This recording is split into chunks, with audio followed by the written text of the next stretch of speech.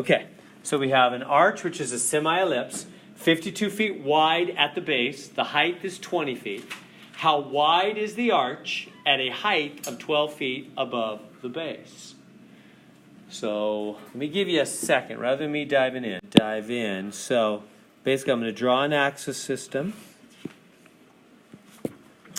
And I'm going to put an arch. And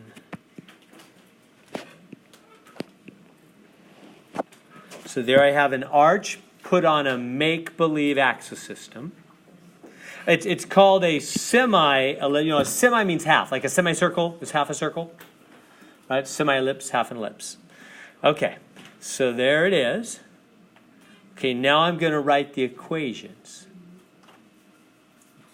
Now, which way is that thing going? Up, down, right, or left? Down. Down. So the down equation, remember the directions on the right side? Minus 4ay, like that?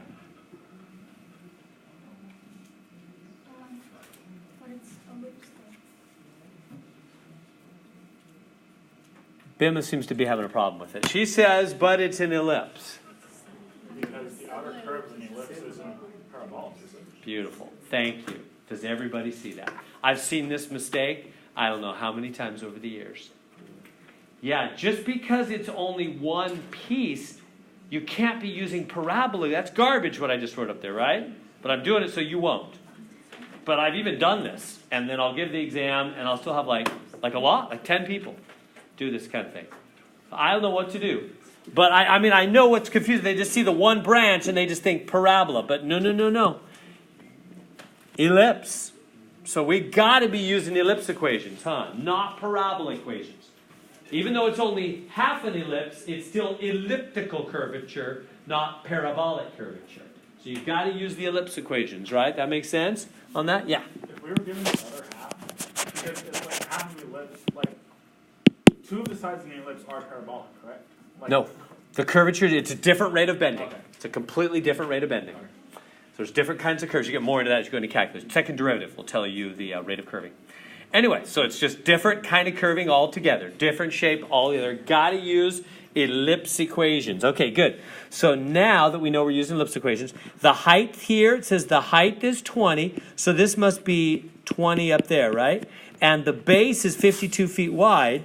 So that means all the way across is 52, which means 26 each side. You just divide that by 2.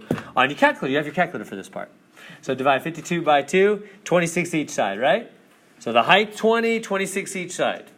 Good. Okay, now let's write the equation. So what's the equation for an ellipse? He's centered at the origin. I just did that because that'd be easy. We made up that axis system, but I put it in the center because that's easy for us. So it's going to be x squared over something plus y squared over something equals 1. So what goes under the x? 26. The 26 squared, huh? Because the number that's underneath x is how far right and left from the center. Remember, a, b, and c. This is like a squared and b squared, huh? A, b, and c are from the center to the edge, aren't they? So from the center to the edge is 26, okay? And what goes under y? 20. From the center to the edge, 20. Right? Isn't 20 from the center to the edge? Right? So just keep saying that phrase to yourself. Hey, that's the kind of mistakes I see all the time, is people will have or double things they shouldn't. What will keep you straight is being really clear. A, B, and C are always from the center to the edge. So from the center to the edge is 20. Okay. And so we good there? So we got the equation. That's excellent work. We got the equation. Now we're ready to answer the final question. Here it is. How wide is the arch at a height of 12 feet above the base? All right, so what does it mean? How wide is the arch at a height of 12 feet above the base? What do they mean? What do I do there? Plug in 12 for y. Plug in 12 for y. Will that do it? Just plug in 12 for y. Height to 12. I mean, that sounds good, right? Like height to 12. Put in a 12 there for y. And then just solve for x? Sounds good. Let's try it. So, so what do we get when we do that? Let me see if I can do that with you. So we get x squared over 26 squared. We have calculators now, right? 676. Thank you. 676 plus y squared. So we're going to put in that 12 there. 12 squared over 20 squared equals 1. So I'm going to say a little bit more in a minute about what it means to be how wide is the arch at a height of 12. So far, so good. This is generally right. So put in the 12 for y. That's generally correct because the height is 12. Height is y, huh? So height is 12. That's generally correct. We're going in the right direction. So what's 12 squared over 20 squared? 0.36. 0.36, huh? Yeah. 0.36. So we get x squared over 676 plus 0.36 is 1. Good so far? Then we're just solving for x, so let's subtract that 0.36 from both sides. And then we get x squared over 670. Oh, my little thing is in the way there. And then 1 minus 0.36 is 0.64. We good to there? Trying to solve for x. How about I go to a fresh screen over here? So I've got x squared over 676 is 0.64. Is that okay? How do we finish getting x alone? 676.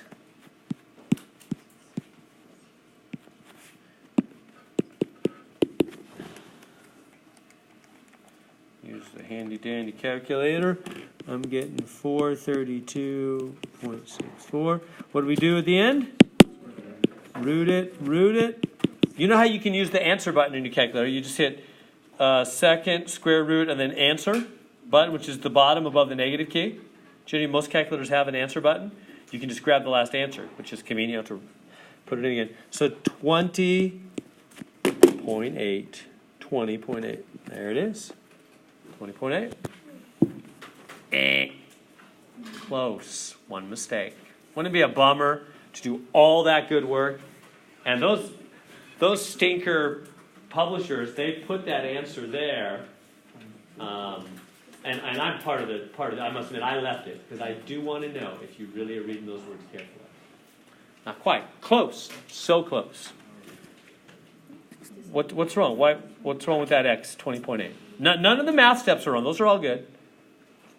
Let's be super clear about those words. Super clear. Like here's what I mean by clear. The engineers, this is what I always encourage students to do.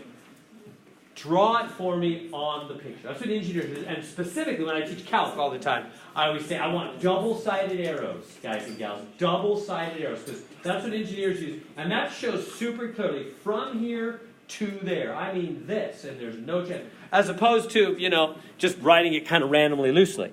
So, super clear on the diagram. What are they talking about? How wide is the arch at a height of 12 feet above the base? Can you picture a double-sided arrow from one point to another point that they want? What do they want? How wide is the arch at a height of 12 feet above the base? They mean, remember this is 20 feet all the way up. So 12 is a little more than half. This is 12 feet up, a little more than halfway to 20. And they want to know that width, don't they? That is the width of the arch from here to here at a height of 12 feet. See how that's what they're saying? At 12 feet up. In other words, they want to, if they're designing this as a bridge over a freeway or something, and they know that they need trucks to go under that have 12 feet clearance, they want to know how wide they can build freeway under this arch that'll be a height of 12 feet clearance, for example. So they want to know this total. Now, why didn't we do that? That's y is 12. Up here, y is 12, and we put in y is 12 right there. That's good. Right, I said it was generally right. What's wrong with it at the end? This is x, and this is x. We got to double the x, don't we? We got to take this answer, 2x. 2 times 20.8, 41.6. You see, they have that answer too. They're trying to trick us. It's the 41.6. It's not that one.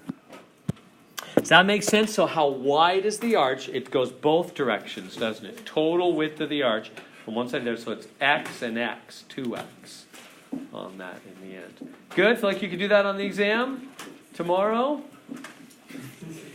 Practice those. So